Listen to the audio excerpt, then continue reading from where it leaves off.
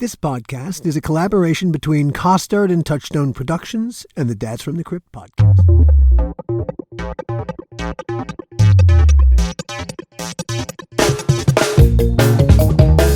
Hi, it's Alan, and welcome to a very special episode of the How Not to Make a Movie podcast. Why, it's the Joel-A-Palooza. Crescent? You know, there are all kinds of bosses. Showbiz attracts larger-than-life people, so larger-than-life bosses, like Joel. As time has gone on, I think I've come to understand and even appreciate Joel within his context. The thing is, about Joel, you can't take him out of his context, if you want to appreciate him, that is. Not everyone appreciates Joel. Gil, as you'll see still struggles with his feelings about Joel. One can't deny experiencing a certain PTSD from having worked for Mr. Silver. In fact, some people after experiencing Joel have felt compelled to put it in a movie. The character of the larger-than-life movie producer has been around almost since the beginning of movies. After all, the movies are a larger-than-life business. But even among larger-than-life producers, a few stand out. Joel's reputation is so large and definitive that other movie makers have modeled movie producer characters on him. The first was Kevin Spacey's Buddy Ackerman in Swimming with Sharks. If you were in my toilet bowl, I wouldn't bother flushing it. George Huang, who wrote and directed the movie, makes no bones about it. Buddy Ackerman is based entirely on Joel Silver, for whom George Huang had worked. There are other movie characters based on Joel. Les Grossman, played by Tom Cruise in the movie Tropic Thunder. A nutless monkey can do your job. You can forget about acting for the next 20 years. Your fucking career is over. Lee Donowitz in True Romance, played by Saul Rubinek. Sucker! I treated you like a son! You fucking stabbed me in the heart! But maybe the best actor playing Joel was Joel himself in Who Framed Roger Rabbit. Lose the lights! Say lunch! That's lunch, run ahead! Please, no! I can give you stars! Just drop the refrigerator in my head for a minute! One thing we got really good at while working for Joel was killing time outside his Frank Lloyd Wright-inspired office. It was like waiting for Godot, and then Godot shows up. There was always a lot to talk about with Joel, especially, and going into the season, there were so many decisions that had to be made, and Joel was very, very hands-on and insisted that he have, final say in an awful lot of critical decisions. And so, he didn't want to have those conversations over the phone. Sometimes he wanted to, it was part of calling people to him to sit in his space, because you come to the king. The king does not go to you. The king doesn't shout. The king, he shouts at you in his office. So the king works. So I don't remember what it was that we had to discuss on that particular afternoon. I think it was around about 1 o'clock in the afternoon, maybe 1:30, and you and I went to, I think it was 2 o'clock. Let's be good and say it was 2 o'clock, a post-lunch meeting, quick, just to talk about a whole bunch of stuff that you had to talk about with Joel. Right. So we arrive promptly, because you are very good about arriving promptly, even when you suspect it's pointless. And we proceed to sit. And we're waiting and waiting. And then, this is in the day where we didn't really have cell phones per se. I mean, people had I don't even remember. This was so long ago. No, cell phones were, if what we had, they were phones, nothing but phones. And that's all they were good for. And they were big and heavy. And so it's not like you could use this time sitting in Joel's waiting room, working on your phone. It was utterly dead time. and finally, he opens the door. We come in. He closes the door. He gets up and he says, "Come on, come with me." Now, but before we get there, this is hours have gone by. Hours. And it's really, we got through two, it's like 3 o'clock passes, 4 o'clock passes, 5 o'clock passes. Now, occasionally, just so we understand the rising feeling, okay, come on already. You had gone to his assistant several times and said, "Look, we this is stupid. We can't, we just need 5 minutes." And he would go in and come back out and nothing would happen. And occasionally, I think you tried to push your way in. And I think at one point, Joel just waved you away. You're like, yeah, give me 5, give me 5. Of course, the 5 turned into another hour. So now suddenly the door opens, come in. And we walk in as Joel is in essence walking out. Because Joel has just lost a crown. And he says, come on, I'm going to the dentist. Come with me. And I look at him and I go, I don't want to go to the dentist. He said, but he said, we'll have the meeting in the car. We'll have the meeting in the car. We'll talk about everything in the car. Great. Okay, fine. So the only reason that we got into the car, that we allowed ourselves to be kidnapped, was that Joel had basically said we could take care of our business on the drive to see his Beverly Hills dentist. Now, the minute that we got into the car, of course, Joel got onto his car phone. It wasn't a cell phone, it was a car phone. And suddenly it's one call after another, after another, after another. And there's not an opportunity for you to get a word in edgewise. And one of the calls, of course, we can hear these calls. He puts everyone on speakerphone because Joel always wants it to be, theater. And so one of the calls, I forget who called who. It's Donald Trump. It's Donald Trump. And I forget what business Joel had with Donald. They were talking about something or other. And then Joel acknowledges our presence there in the car with him. He says, "You'll never guess who I'm sitting here with, Don. You'll never guess who I'm sitting with. The producers of Tales from the Crypt." And Don goes, "Really? Tales from the Crypt? I love that show." And Joel says, "You should be in an episode." And Don says, "That's a great idea. Send me a script." And he hangs up. And they drive, and the drive continues, and another phone call, and another phone call. Finally, we arrive in Beverly Hills in front of his dentist. It is now, we got to his place at what do we say, 2 o'clock maybe, and now it's about 6:30. And we've driven through traffic to get to the dentist, and come on. And as we exit the car with Joel, and it's being driven by his driver. Was it Reggie? Reggie is the driver. Yeah. So right. Reggie's driving. It's he had a fleet of SUVs, Joel. It's not a car, it's an SUV. And so he said it's a big ass SUV. He's sitting up front. We're sitting in the back. We might as well have been sitting in the way back. It's a giant SUV. And so we jump out and we follow him in, and you begin to tell him some of the business we got to talk to. We've into the lobby, into the little teeny elevator, and the three of us going up the little elevator up to the 3rd or 4th floor, and we follow him down to the hallway. You're trying to squeeze in everything you possibly can as quickly as you possibly can. We go into the dentist. We meet his dentist. This is an emergency after hours kind of a thing, and into the treatment room goes Joel. I really wanted to follow him in and ask the dentist if I could give him the Novocaine. Truly. And then we sat there in the waiting room of the dentist's office for an hour. It took the better part of an hour for the whole thing to happen. And of course, you are losing your mind. This is the whole day is gone, and nothing is happening. And it's dark out. Oh, yes, the whole day. It was light when this meeting started. Yeah, and now he comes out, and he can't speak because the Novocaine is a. But the dentist has something to say, because the dentist pitches us an idea for an episode of Tales from the Crypt. Right. I've got an idea for a scary dentist. And we say, great, have your people call our people in the morning. We'll set something up. Nothing ever comes of it, of course. Right. But back into the car, he's on his phone calling his girlfriend at the time. I think was Lisa. I think it was Lisa.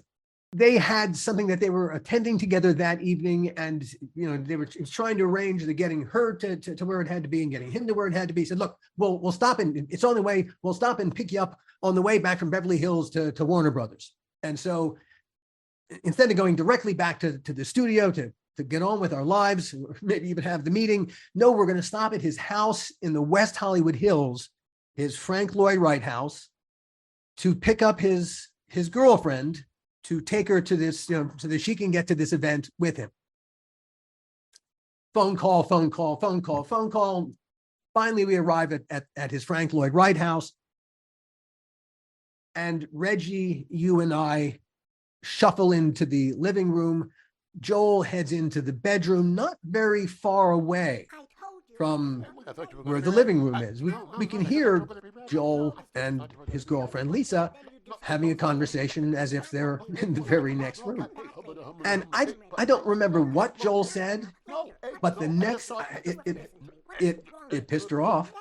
It made her super angry because Lisa was very petite, very pretty young woman, but tiny. I mean, just compared to Joel, she was, three of her could fit inside Joel, four maybe.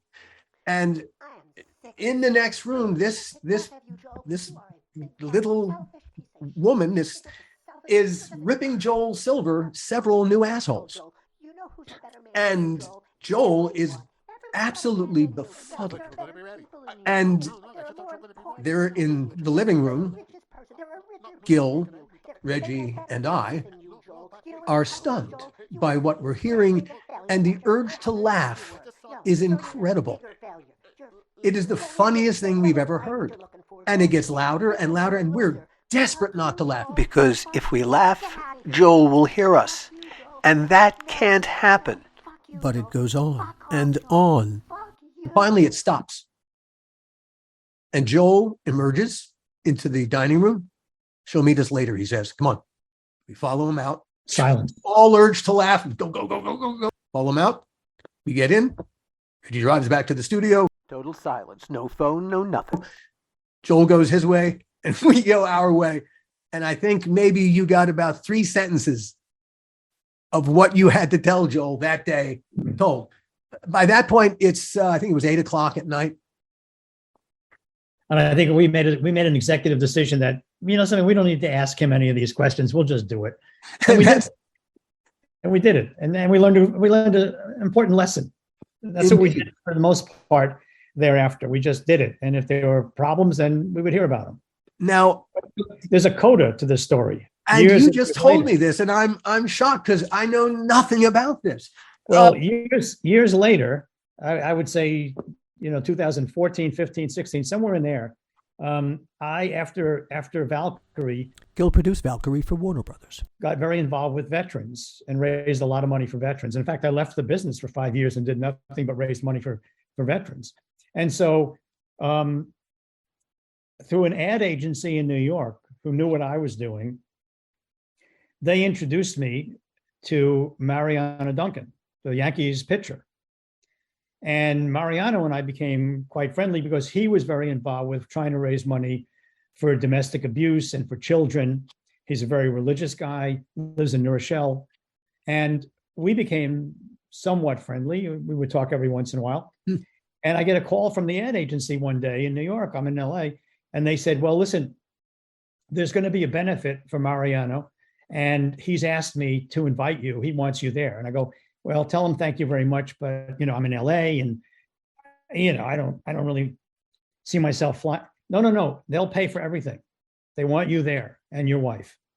So we go, oh, okay. So we fly to New York, and we're staying at the very fancy hotel.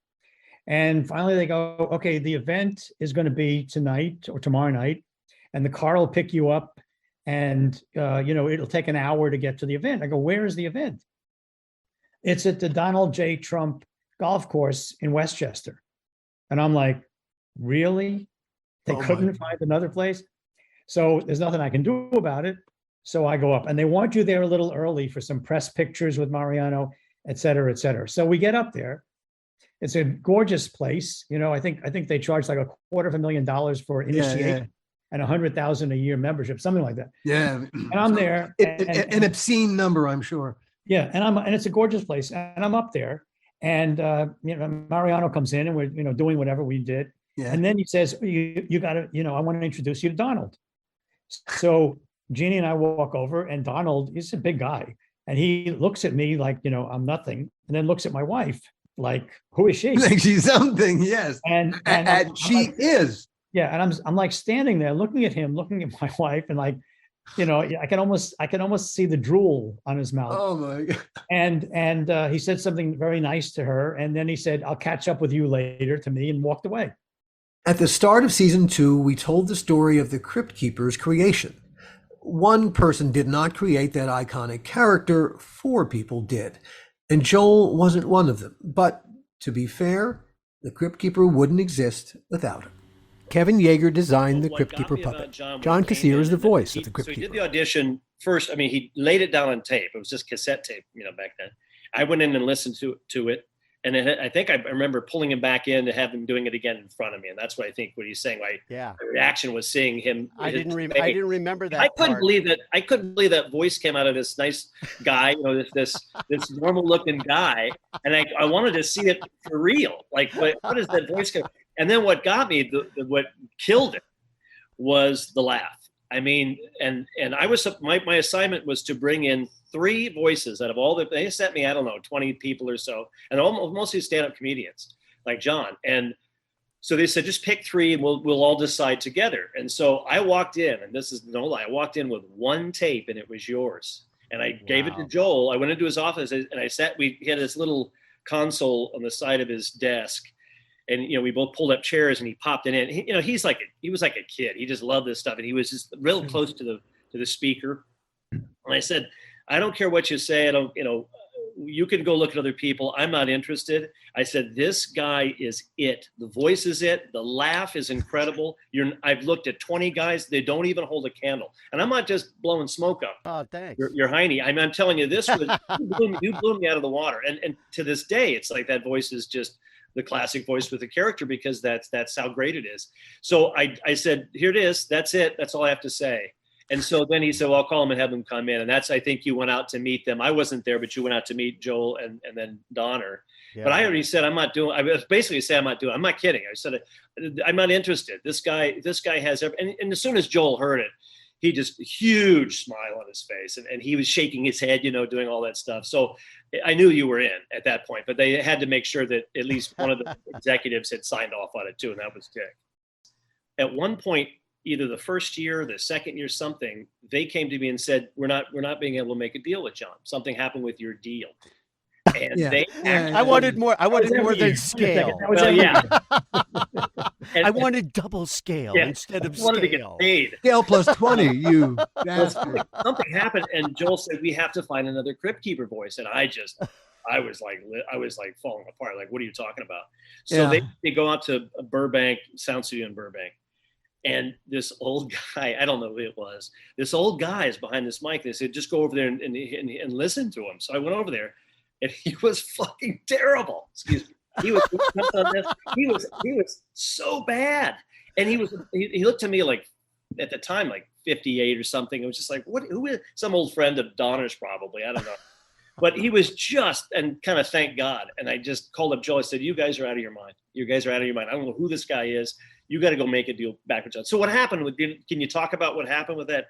Oh yeah. Well, literally, I had already done 2 seasons at scale, which was fine. And, it is hard work. And I was doing 2 other series. I was on a network series as well at the time. And I was like, you know what? They could pay me double scale. Yeah. Or my manager, she's no longer with us. She died at 40 from cancer, but she used to be right in Joel's face. She was like one of the only people I've ever seen who wasn't scared of Joel Silver at all. She'd be like, Joel, you're sitting at a Frank Lloyd Wright desk. Sell that desk. Whatever money you get for it, give it to John. He'll never ask you for another cent. How's that? All right, I'll give him double scale. Literally, we just wanted double scale. Just to let us know that I was coming in and getting paid something besides scale, because they never gave me more than a day player contract. Yeah. Like you were saying, once they started licensing it, they were licensing the show for nothing. I was getting residuals for 13 cents. I was just like, that's because how little they paid me. One final irony, none of the Crypt Keeper's actual creators owns a single bit of him. Joel owns the whole lot. As Joel would put it, what else? Well, Joel, as you recall, on Tales from the Crypt, we had quite a few famous first-time directors. Arnold Schwarzenegger, Tom Hanks, Michael J. Fox. You? I had the same argument with him with the phone. Because I said, Joel, you're directing the episode. As a director, I need your full attention. And Jan de Bont was shooting it with Jan. Oh, that's right. Jan de Bont. He wanted Jan to be his DJ. And these two young girls that looked like they were dead. They're just so white. They were playing in the park. And they were interesting young women. Interesting personalities. So I would say to Joel, you can't be on the phone. You know, we're setting things up because we're setting things up. Why can't I be on the phone? We're setting things up. I said, you got to put the phone away. You're the director this week. You're not the producer. I'm the producer. You're the director. You have to put it away. He goes, what are you talking about? I'm the producer. I go, okay, you're the producer. You can't have a phone. What are you telling me? I'm not the producer. I'm the producer. You're the producer too, but I'm the producer. I said, Joel, this week, you're not the producer. This week, you're the director. He goes, out of your fucking mind. I'm the producer all the time. I said, okay, you're the producer all the time. But this week, as the director, you can't use the phone on the set when we're working. So I got him to walk off the set. But then Jan would come over to me and he'd go, I need Joel. And I said, well, he's right over there. And so I would go over to Joel because Jan said, you get him. So I go over to Joel, and Joel would, again, with the phone, he would be, pushing me away. Go away. I'm on the phone. I go, Joel, Jan needs you. And I need you right now. We don't do this in between phone calls. You do the phone calls in between our shooting. So I got into a big argument with him that lasted, for a long time. I mean, he really was pissed off at me. And I remember weeks later, he would remind me. After he was done directing. Oh, yeah. Totally pissed off at me for being as rude as I was because I said, you're not the producer. And also that you can't use the phone on the set. And then, it's funny because Dick found out about it, Dick Donner. And when the three of us were together, I mean, anytime Dick wanted to wind Joel up, he would say, how do you come to a set as a director with a phone? Leave your phone at home. I never bring my phone. I'm sure when Gil directs, he doesn't bring his phone. And he would just wind Joel up and Joel would go up and down, both of us. Whose decision was it that Joel would direct? Was it Joel's idea or was someone else's idea? No, it was Joel's idea. I once went into his office. He called me into the office and I said, what's going on? What do you want? And he said, I got a great idea. I go, okay, what? And this is where I would hear about different directors and different actors that he wanted to, and I would say, what? And he goes, I'm going to direct an episode. I said, you're going to direct an episode? Yeah. I said, so when you direct an episode, are you really directing the episode? So what are you talking to me? Of course. And that's when I said, no phones, no guests, no visitors, nothing outside of what you're doing. You need to be focused on what the camera is seeing and what the actors are doing. And you got to filter that through your eye. That's what the director does. You ready to do that? And he goes, of course I am. What the hell's the matter with you? I've done this more than you have. I said, okay. I just want to make sure everybody has the same rules. I talked this way to Billy Friedkin. I talked this way to John Frankenheimer. I just want you to know that those are the rules. And of course, there were no rules when he came up. Of course not. But I'll never forget sitting there saying, when he said to me, he's going to direct it. And then he said, and I want Jan de Bont to shoot it. I went, wait a minute, we have to, we have a DP. I know. Doesn't matter. We'll pay him. I don't care. I want Jan de Bont. And so, that's how that happened. To paraphrase Mark Antony, I come to bury Bordello of Blood, not to praise it. It's quite possible that we made every filmmaking mistake there is in making that goddamn movie. Once the decision was made not to make Dead Easy, the shit show cavalcade just kept rolling. It all started with where we made the movie and why. Why Vancouver? Was there any? All right, I've never even thought twice about it. I mean, yes, Vancouver is a film place, but I mean, we could have gone anywhere out of state. We didn't. It's not like Vancouver had stuff we needed. Well, let's look at it from 2 points of view. One is the actual point of view of good filmmakers trying to find a place to shoot their movie. So the dollar was very strong. It was like 75 cents to the dollar, so you got more benefit. They had crews. They didn't have a lot of crews. So if you didn't get, your crew locked down, you might get these high school people who were running the lights for the musical. But it was an up and coming place. So that's the reason why you would go there if you did this logically. Illogically, you would also consider that one of the producers was making a movie in Seattle with one of the biggest stars in the world, Sly Stallone. And he also wanted to be able to be close. Working for Joel meant putting out fires, lots of them. And most of those fires were started by Joel. I don't think we were anticipating the fiasco that was coming. I think if we had anticipated it, we got on a plane, go back to New Orleans. Yes. But my point is, we were actually kind of upbeat at that point. I think we thought, oh well, we'll muddle through, we'll make the best of not the happiest situations, but we didn't have Erica in hand yet, but we had Dennis, and hey, okay, we were committed to it. We had Angie, and what the hell, whatever. And we were making a movie, and Vancouver was lovely. It was nice being there, and we were making a movie, and so the whole world seemed to feel right. Okay, yeah, right enough anyway. And then the weekend came.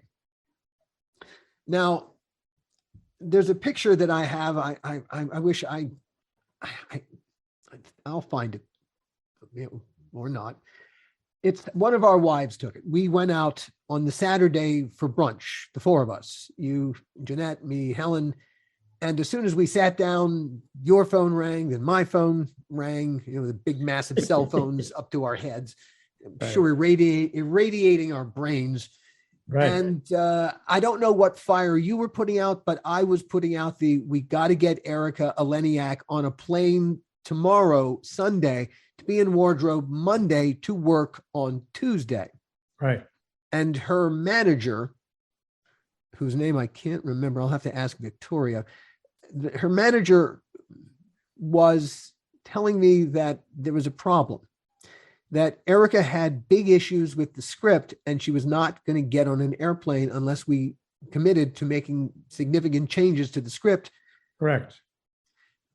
She didn't want to play hookers or sexy lady. She didn't want to be a sexy lady. Yeah, she wanted to be more of an actress. Right. Even though she had recently done a full nude pictorial in Playboy. But she now wanted to be an actress. For some reason, the title page on the script we sent her said Hamlet. I don't know why we did that. Yeah. And so she said yes to Hamlet. And then we said, oh, we're just kidding.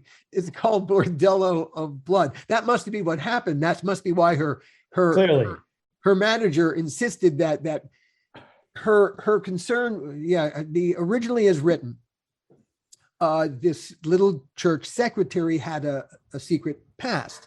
She had been a porn star named Chesty O'Toole. God,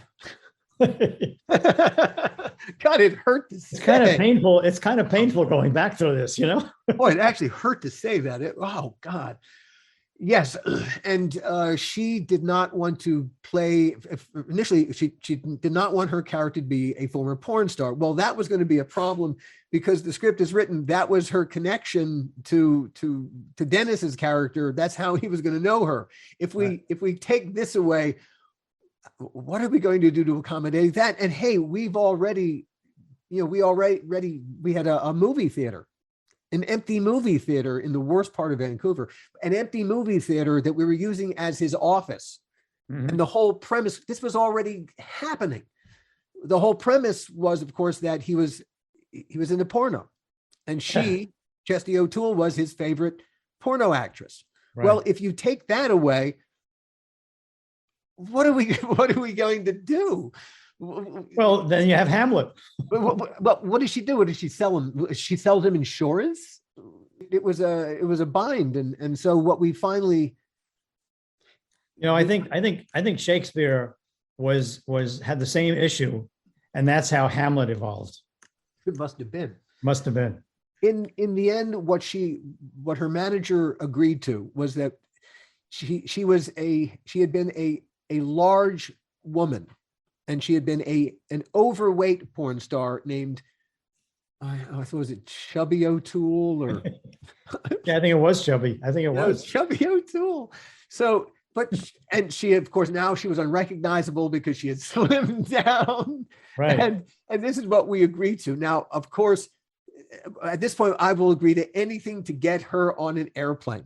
Right. Anything, because literally the man has us over a barrel. There's nothing we can do. That is the fire that I put out. And that created a whole other set of nightmare scenarios, because that can how to get, the script was now going to get rewritten on Sunday because this was going to ripple all the way through the script.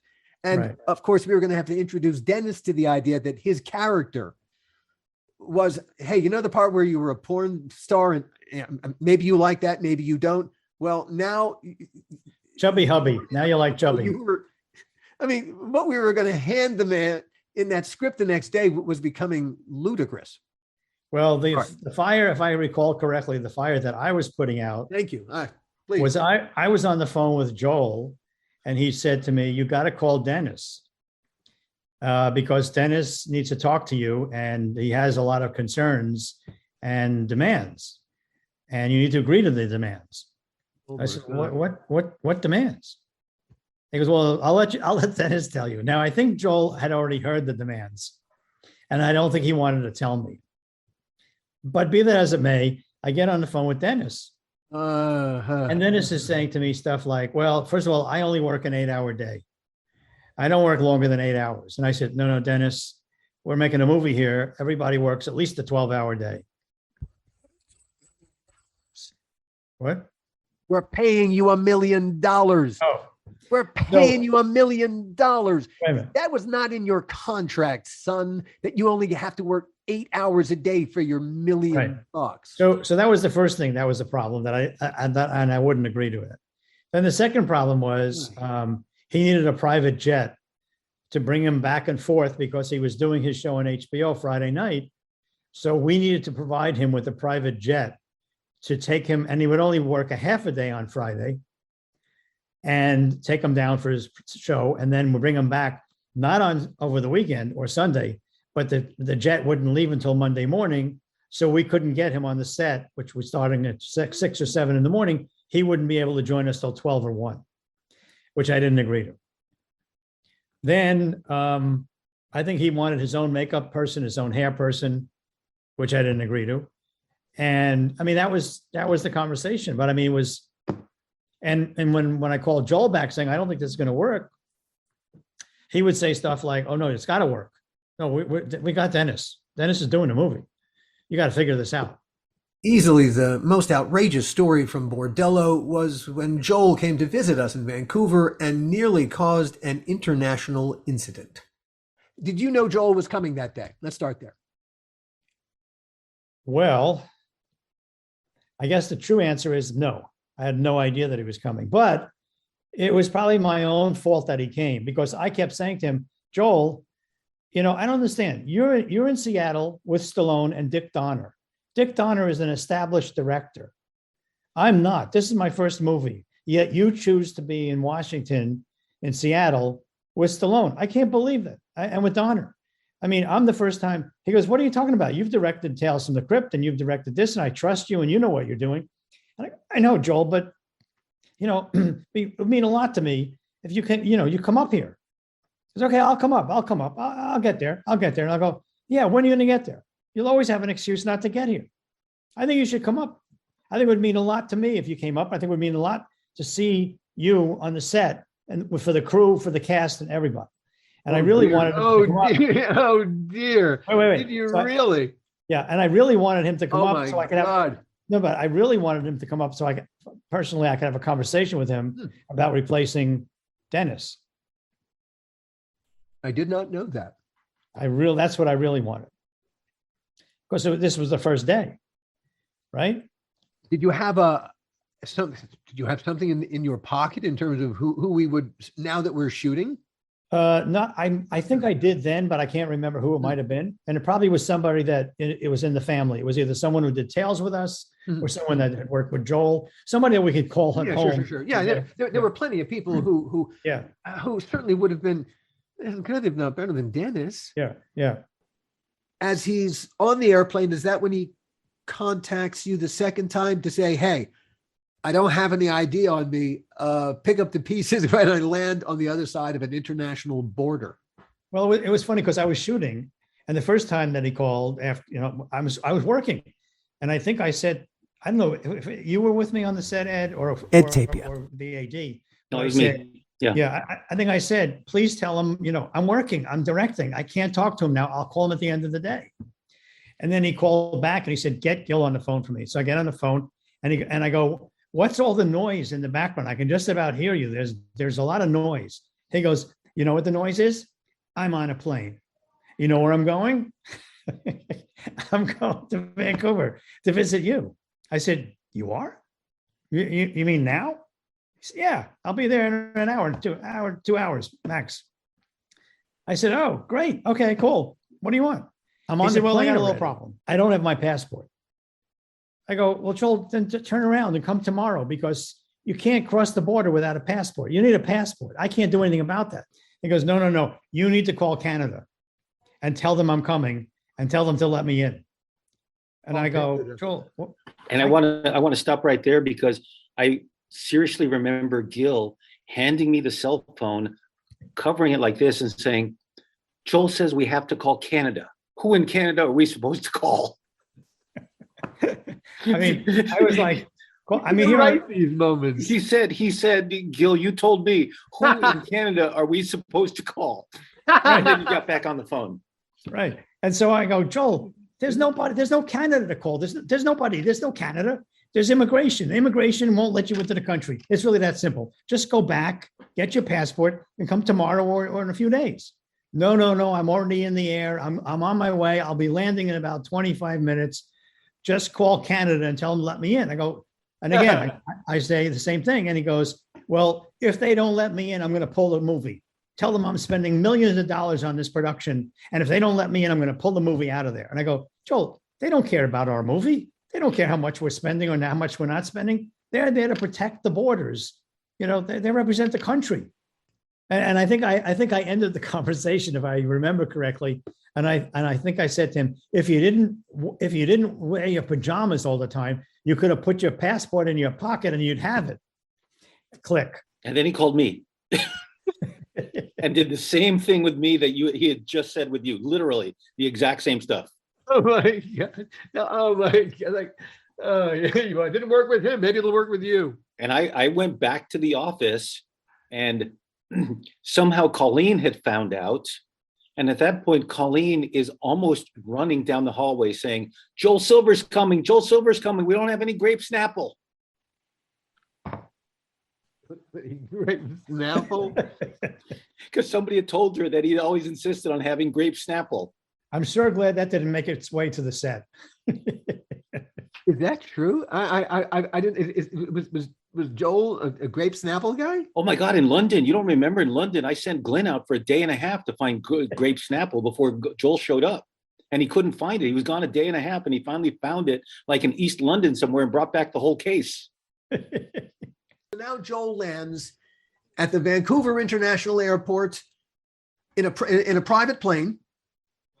Because he didn't not the one that he was supposed to be, not the one that we had the information on the travel memo and that we'd assigned the driver. Production manager Colleen Neistat. So he's changed. He's landing on a different plane than we expect. He lands at the airport, and when he approaches Canadian customs, they say papers, and his response is, "Don't you know who I am?" To which he didn't even have a driver's license. No, he didn't have anything. Nothing. And so I, of course, I get the call, and because I deal with the border regularly as part of the job, and the punchline was he made their lives a living hell, and they just asked me, Colleen, will you vouch for him? And that's how we got him into the country. And then he came to the studio where the Home Depot is now, and had a massive fit. We get him into Transpo because we want to show off, there's show and tell to it. The first stop is our production facility. What was it like when the Tasmanian Devil landed in the middle of our little studio? Production manager Colleen Neistat. Well, it was deeply unpleasant. first of all, we've been trying to track him and he changed all the plans without telling anybody. Then he arrives at the airport without any ID. We finally get the driver to get him and bring him to the studio. He You were comes there. through the You front were actually- door. You were actually at the studio when Joel was there?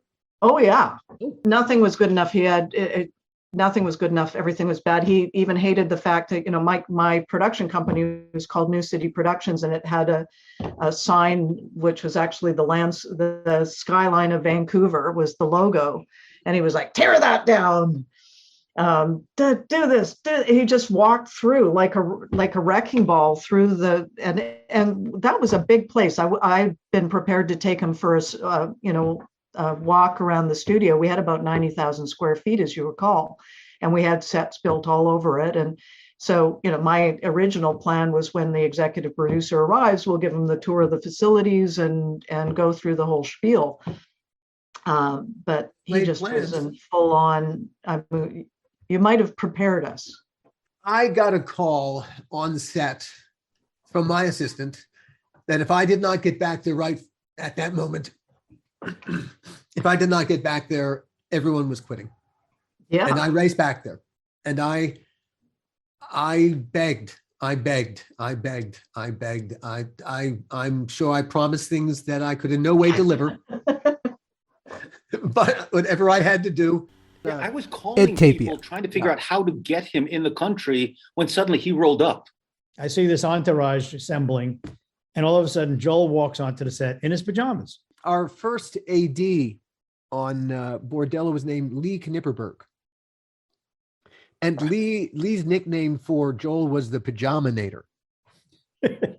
Or because he was Canadian, he said the Pajamanator. Back to Right. Joel. And he looks at me and he goes, "Look, you're a real piece of shit. I can't believe it."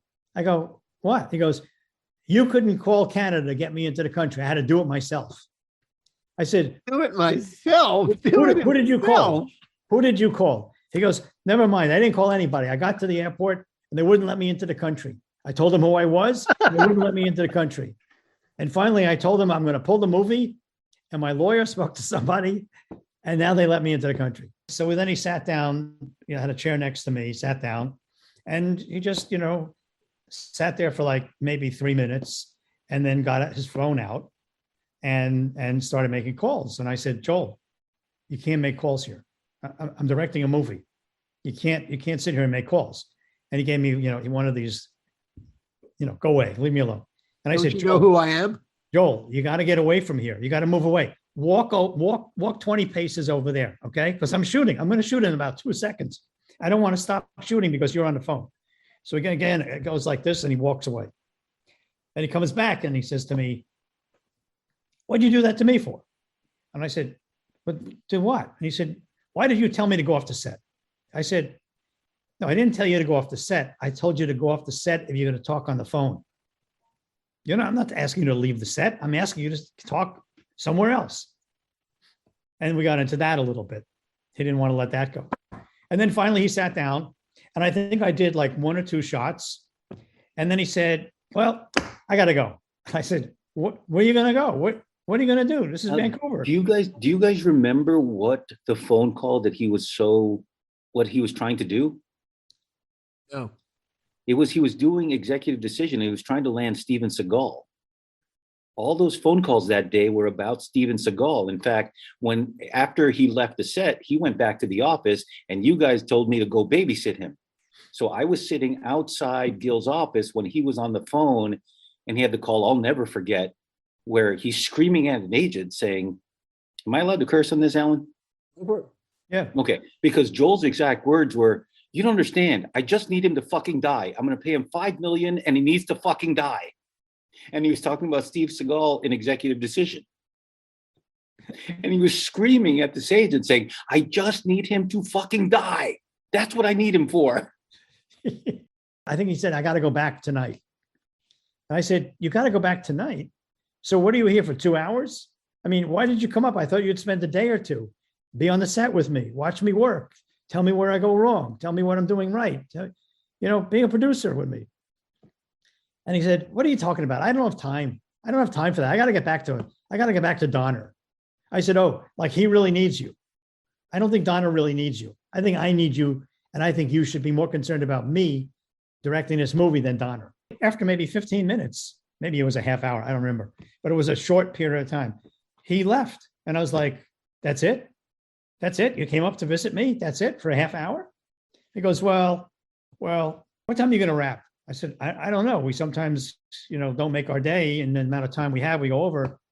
He goes, well, I don't know. Maybe I'll stay up, we'll have dinner. But I'm not sure. I'm not sure. And then, of course, I never heard from him again. He just went back to the office, as Ed was saying. I never knew what that was all about. And then that was it. The next day I spoke to him. I said, where are you? And he goes, what do you mean, where am I? I'm in Seattle. I said, what are you doing in Seattle? I thought you came to visit me. I came to visit you. I saw you yesterday. Don't you remember? I saw you yesterday. I said, I saw you for 10 minutes. And you said, maybe we'll have dinner. I never heard from you again. He goes, I'm not going to hang around there waiting for you for dinner. I flew back to Seattle. By the way, he still owes me $10 because I went with the Teamsters with him to the airport and he didn't have the $10 Canadian exit fee, and I had to give it to him. Oh, that's so funny. You had to give him the $10 to get the hell out of the country. He didn't have his wallet. He had no ID. He had nothing. Right. The story of Joel's second visit is a very personal story. At the time it happened, and for a long time after, I understood it one way. And then my eyes got opened, and I started to see it quite differently. You be the judge.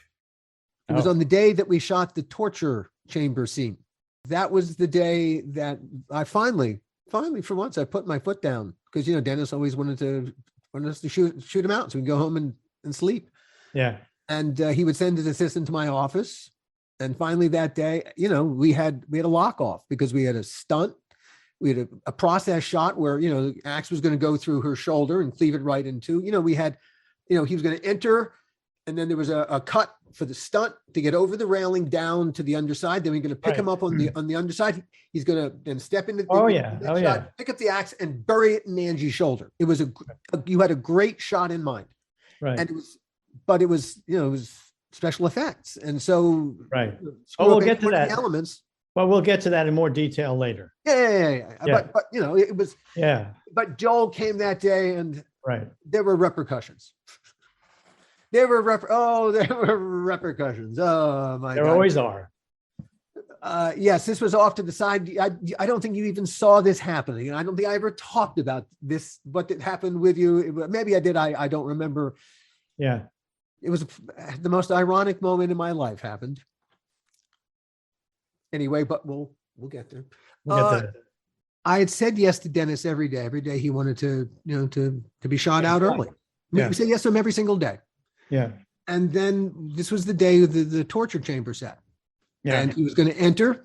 So there was a cut because there was a stunt as he went over the railing, landed into the well of the torture chamber. Then he picked up an axe, and then he was going to bury it in Angie's shoulder. So then there was a lock off on the other side for a process shot. Right. We had 3 different pieces. And if we screwed up any one of those pieces, of course, we could take the whole day's work and throw it in the toilet. Per usual, Dennis would send his assistant to my office first thing in the morning, and she'd say the usual thing, "Oh, Dennis is so tired. Can we please shoot him out?" And every day I'd go, yeah, sure. I'm sure she was expecting me to go, yeah. And I said, no, not today. She was like, what? I said, no. I said, look, and I will grant you, I didn't say it that nicely. I said, no, I can't, not today. And I was beside myself. I was not doing it in the kindest, most Zemeckis way possible. I said, look, I got a stunt here. He's going to have to go there. Then I got to pick up the axe, and I got a lock off shot on the other side. And I said exactly what I just said to you. If we screw up any one of these elements, I can take the whole day's work and throw it in the. Right. I said, no. She said, Dennis isn't going to be happy. And then I think triggered a little something in me. And I said, I don't care. And she went, okay. And she went out to the trailer and gave Dennis the bad news. Now, I had no idea that Joel was going to be visiting today. Not that it would have changed what I said, but Joel visited that day. And of course, the first place he went was to go see Dennis, to go see his star. His star. As soon as Joel walked into the trailer, the first thing that, he said, how you doing this? And Dennis said, I'm horrible because Cassie won't let me go. Whoa. Cassie won't let you go. What do you mean you won't let you go? Well, I'm tired. I'm doing my show and you got to shoot me out. And Joel said, what? You want to go and Cassie won't shoot you out? I'll take care of Cass. And then he walked down onto the set and he found me. In one of his big Joel voices, he said, Cats. And I was standing on the other side of the building, I think. I wonder where I was. You were working. You were setting up a scene. Right. You were doing what you're supposed to be doing. So now, of course, everyone who's not on the set working with you has now turned to watch me walk across the stage to my boss. Come here. Cass, come here. Okay, now I'm walking faster. And as I approach him, he said, I got to tell you something. Your people skills are shit. Oh my God, I've just experienced the most ironic moment of my entire life. Joel Silver has just told me that my people skills are shit. Yeah. To Joel's credit, really, and I will give Joel full credit at the end of this story. He saw that he had broken me down and now he needed to fix me. And he said, look, you're a star. You've got to do whatever your star wants. And he talked about Bruce Willis. Unfortunately, I'm so sad for what's happened to Bruce Willis and the aphasia. But he told a story about working with Bruce Willis on the Die Hard movies. Bruce Willis was a pain in the ass, but you got to do what your star wants. And he sees that that's not making me feel any better. And then he tells me another story, a Michael Jackson story. About Michael Jackson being on the set of a music video, and everyone in the crew is told, do not talk to Michael. If you talk to Michael, you get fired. Everyone agrees, cool. The assistant set deck has a broken arm. He's got a cast on his arm. And Michael walks up to the assistant and says, hey, what's wrong with your arm? And the set deck says, oh yeah, I broke it. They fired the set deck. The next day, Joel's telling me this story. The next day, Michael shows up to work with a cast on his arm in sympathy. And he didn't know the guy had gotten fired? Of course he knew the guy had gotten fired. But that was his reaction. He didn't go to the producers and say, give him his job back. He let the guy be fired and he came in with his cast in sympathy for the guy who got fired because of him. And so Joel's point was, they're crazy. They're all crazy, you see? And Joel said, so he's going back to the hotel. You got to let him do whatever he wants. I went, okay. And the day's work did not turn out okay. We pretty much had to scrap that day's work, in part because we didn't have access to Dennis all day. Mm-hmm. And from that day onward, what little authority I had, teeny weeny itty bit of authority I had to tell Dennis anything, was gone. Every time I looked at Dennis, Dennis looked at me like he owned me. No doubt.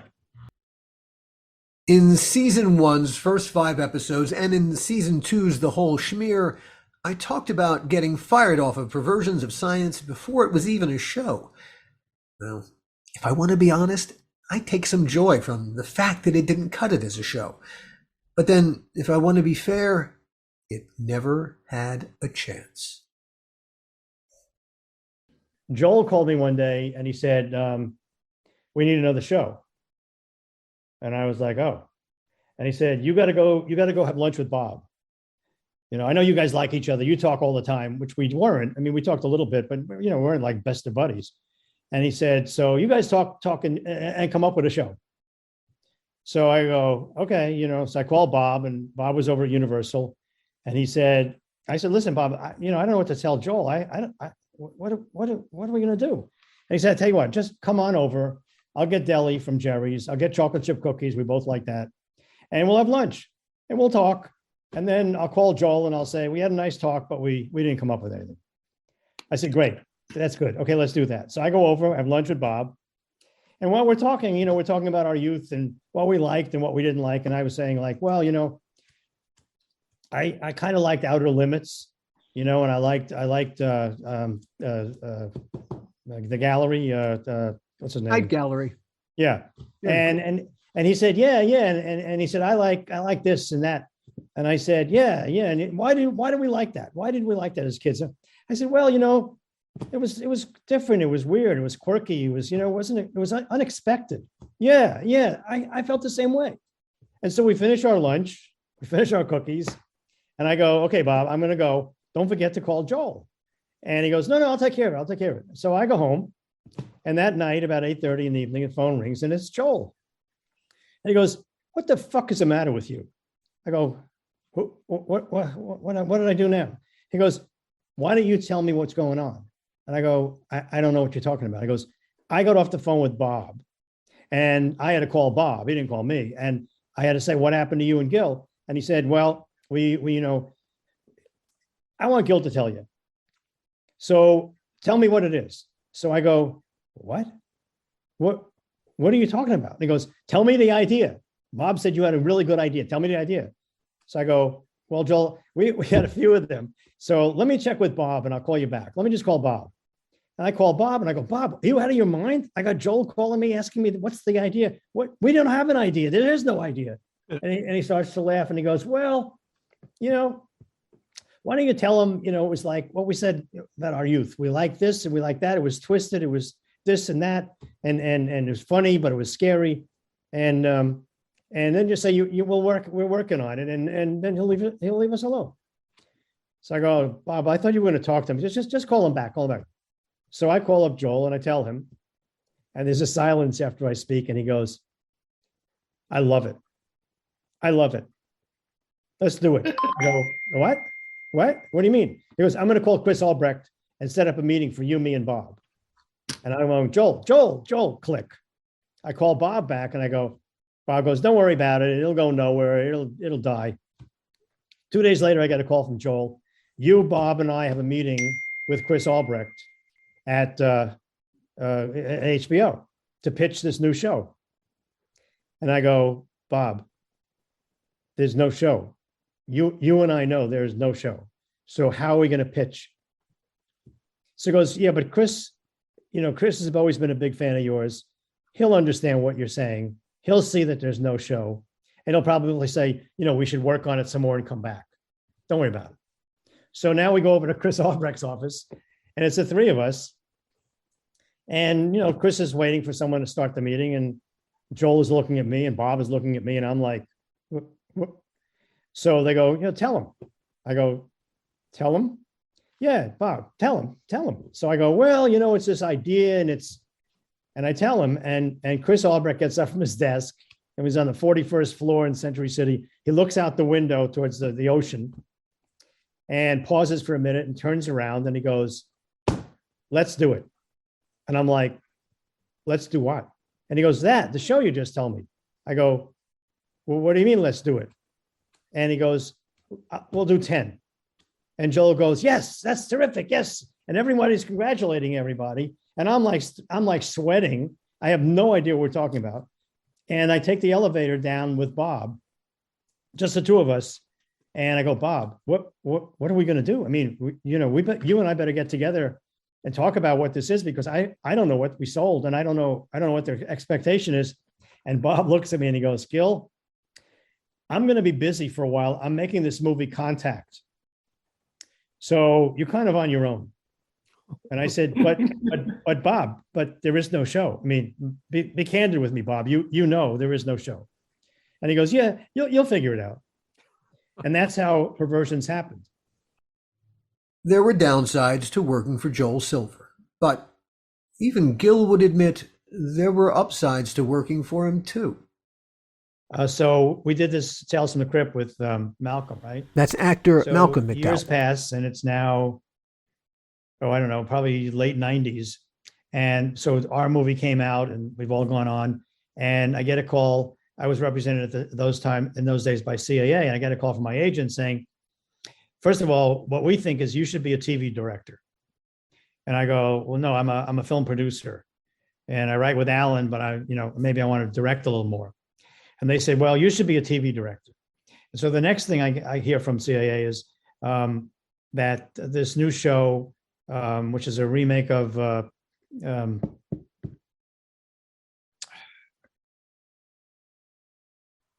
The Boss, the plane. Oh, Fantasy Island. Fantasy Island. Barry Josephson is producing it. And he's asking for you to direct an episode. Huh. So I get a call from the agent. I go, no, I don't want to do television. You sure? Because it's in Hawaii. They're shooting in Hawaii. And because of the schedule, you'd have to be there about 8 weeks. And I said, no, I don't care about Hawaii, and I don't care about the 8 weeks. And I hang up, and I'm really upset, right?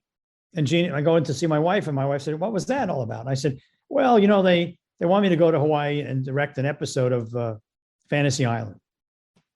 And she said, and I said, and I told him no. And she said, so you turned down a job to direct a network show, Fantasy Island, with somebody Malcolm McDowell, and we'd be in Hawaii for 8 weeks, all expenses paid, plus they're going to pay you a salary. Is that what you just did? And I said, do you want to go to Hawaii? And she said, well, that would be nice. So I ran out of the kitchen, ran over to my office, and I called back my agent, and I said, well, I'll do it, but I want to read the script first. And they called me back a few minutes later, and they said, the trouble is they would love to agree to that, but they can't agree to that because the script isn't written yet. I said, well, then how am I going to commit to it? I don't even know what the hell they're doing. And he said, well, this is what they can do. They can make sure if you agree to do the episode, when you leave LA, on the seat, when you get on the plane, will be the script. And I said, that's bullshit. That's never going to happen. Well, that's what they're offering. So we said yes. And I get on the plane. Sure enough, there's a script. So I read the script 2 or 3 times. My wife reads it 2 or 3 times. We get off the plane, and they take me right to a production meeting. Don't go to a hotel, go right to and I sit down with the executive producers, who are now the executive producers of Chicago Med. Huh. And very established and very good writers. And I go into this room, and they said to me, so how do you see the war? And I start sweating because I'm like, the war? What the fuck are they talking about? So I said, oh, the war. Well, War. what were you guys thinking? And they said, well, no, we want to hear what you have in mind. And I said, oh, so could somebody just show me in the script where exactly what you're referring to? And in the middle of page 37, there's a sentence that says, the war begins, period. That's what they were referring to. So I, knowing that this means something to them, said, oh, well, the war, I want it to be like Private Ryan, but for television. And by the way, has the first AD done a board for this? Do we know how much time we have to shoot this particular scene? The war begins. Yeah. And so they said, oh, that's a good question. Yeah, let's get the first AD in here. So the AD comes in, he goes, sure, I boarded it out.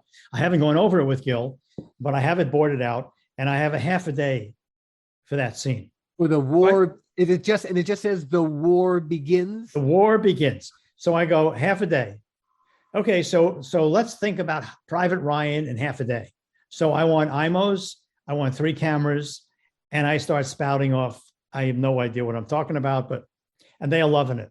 So they go, wow, that sounds great. Can you do it? And I said, the only thing I want to do, I ask you, is I want this to be the last half of the day of our 8-day shoot. Can we do that? Of course. Gives me more time to prep it. So I shoot this, right? Now, while I'm shooting this, I'm working with Malcolm. And Malcolm one day says to the AD, I need to see Gil privately. And I'm like, what did I do to Malcolm? I mean, oh my God, he's going to fire me. What? So I go behind the sets while they're redoing the lights, and I find Malcolm, and I go, Malcolm, what's going on? What's the matter? What's the problem? And he goes, no, there's no problem. I need you to listen to a conversation I'm about to have. I'm going to call up the head of ABC, and I'm going to tell him, we're doing the 4th episode now. I need you here every other episode. You're by far the best director we've had. You talk to the actors, you listen to what we have to say, you make adjustments. These other 3 Jamokas that before you, they got bigger names, they've done more television, they don't know what the fuck they're doing. So I go, Malcolm, I'm going to be real honest with you, okay? You don't want to do that. Because the fact is, I am frightened to death, because every shot I think of, I think there's a better shot. And so I'm not a happy camper. I want to go home. And he laughs. And I go, no, Malcolm, I'm not joking. I'm dead serious. So he goes, okay. And he starts dialing the phone, and he gets ABC, and he gets I forgot the guy's name. It's Steve. Can't remember his last name. Steve somebody. gets him on the phone. And now Malcolm has him on the speaker and he goes, I'm here with Gil. And I just want to say, I need you to call CAA and book him for every other episode. He is great. And he starts, and I'm going, Malcolm, don't say that. No, Malcolm. He finishes the conversation, hangs up. And of course the guy says, I'm going to call CAA right away. So he gets off the phone and I go, Malcolm, you're killing me. I can't do this. I'm not being coy. I'm frightened to death. And he goes, I love it. Just let's go back and shoot. So I go back to LA and I said to him, look, I can't do the next one because they booked me to do Charmed, an episode of Charmed. So I go back to LA. I have about 2 days of downtime. I go do Charmed. By the time I finish Charmed, they had canceled that show. They had only made 8 episodes. I had only done the 4th one. So in the meantime, I finished the first day of working on Charmed, and I meet the 3 girls. And one is I forgot the 3 gals from Charmed. Yeah, we'll fill that in. And so, I say to them, look, you've been shooting about a half a dozen episodes so far. It's the first season. And I said, I'm a new guy. So, if I say something or I set something up and you don't like it, or you don't think your character would do it, just tell me that, tell me why, and then we'll figure it out. So of course they don't believe that I mean that. So on the first shot that I set up, the 3 of them are all over me. And I listen to each one. And the AD is saying, come on, we got to shoot. And I said, no, we don't have to shoot. I need to get this right. And so I talked to the 3 ladies and find out I go, okay, so how about if we did this? Instead of I'll dolly this way, you move this way, you move that way. And I go, Shannon Dougherty, is that good for you? Yeah. And I asked the other 2 gals, and they said, well, yeah. And so I shot it that way. And we had a great day because every time we set up a new scene, I would say, okay, this is what I'm thinking. This is what I see. And let's try it that way. And let's block it out that way. And if you guys have any conversation, to offer up, let's have a conversation about it. Now's the time. And of course they, would test me a few times. And then finally it got to the point where they loved everything. So I finished shooting the day and I go home and the phone rings and my wife answers the phone and she says to me, there's a man on the phone. His name is Duke. He wants to talk to Gil Adler. I go, who is he? I don't know. I just told you what he said. My name is Duke. I want to talk to Gil Adler. So I get on the phone. I go, hello? And he goes, hello, is this Gil Adler? I go, yes. He goes, this is Duke Vincent. Now, Duke Vincent at the time was Aaron Spelling's partner and owned Charmed. He goes, this is Duke Vincent. Do you know who I am? And I said, oh, yeah, I know who you are. What's the matter? And he says, what did you do to my girls? I'm thinking, oh my God, what did they say to him? I mean, oh my God, I'm probably not going to work tomorrow. And I said, very defensively, I don't know. What did I say to you? I don't think I said anything. Why? What did they say I said? And he said, they called me each individually, not together. And they just said, you got to get this guy for every other episode of Charmed. We had a great day. We had fun. And he was really, so now I'm like, oh, okay, cool. So I go, oh, that's so he goes, so I'm going to be calling CAA tomorrow to try to make a deal with you, right? I hang up and I'm thinking, well, that's interesting. I mean, I don't know if I want to do this or not. And I'm sitting there and about an hour later, the phone rings and it's Joel Silver. And Joel starts yelling at me going, what the hell is the matter with you? I know what you're doing and I don't like it. You're producing for me. And what is this nonsense with the television? You got to stop it. And I said, Joel, I don't know what you're talking about. The thing in Hawaii is dead. The show's got canceled. And he goes, and what about Charmed? I said, how do you know about Charmed? I just finished that. And he goes, don't you worry about how I know everything in Hollywood. I know everything. And of course, Ronnie Meyer was a really good friend of his. So he says, so you got to stop. You got to stop right now. No more television direct. I go, Joel, I'm just filling in and making a living until we green light our next movie. He goes, I'm green lighting the movie right now. And I go, Joel, I'm sorry. You can't green light the movie. You're not Warner Brothers. He goes, I am Warner Brothers. He goes, well, I said, well, you can't green light the movie. And he goes, okay. You want a check? I'm going to send you a check. I'm going to send a check for $25,000. I said, Joel, this is not about money. And this is not about a check. It's just that I'm not making a movie right now. I don't have a movie. So I'm working. When you're ready to make a movie, we'll discuss that. And we get into this big blowout and we both hang up the phone, right? And I'm sort of shaking. I'm so pissed off. About an hour and a half later, the buzzer rings outside and it's a messenger from Warner Brothers. And I figured, oh, it's another script that they want me to look at. And so the guy comes over and he gives me a little envelope. We'll go to the check. And I open up the envelope and I'll never forget this. It was a check from Warner Brothers, not from Silver Pictures, for $50,000. Enough said. Just for being you.